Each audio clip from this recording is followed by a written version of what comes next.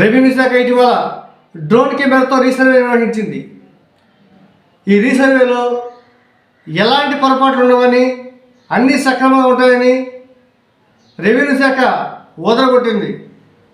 అదేవిధంగా అందరూ కూడా ఆ విషయాలను నమ్మారు.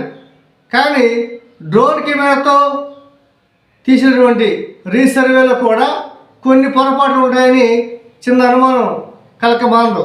ఎందుకంటే ముస్లూరు విలేజ్ మ్యాప్లో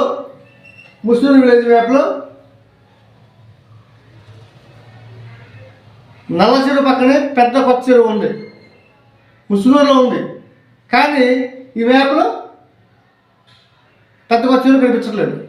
రెవెన్యూ శాఖ రీసర్వేలో పెద్ద కొత్త చెరువు మిస్ అయిందా ఏంటనేది రెవెన్యూ శాఖ అధికారులే పరిశీలించాల్సిన అవసరం ఉంది.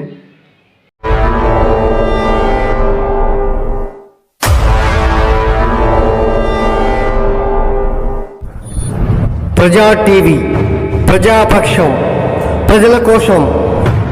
మీ సమస్యను ప్రజా టీవీకి తెలపండి. ఆ సమస్య పరిష్కారానికి ప్రజా టీవీ కృషి చేస్తుంది. ఓకేనండి, విన్నారు కదా.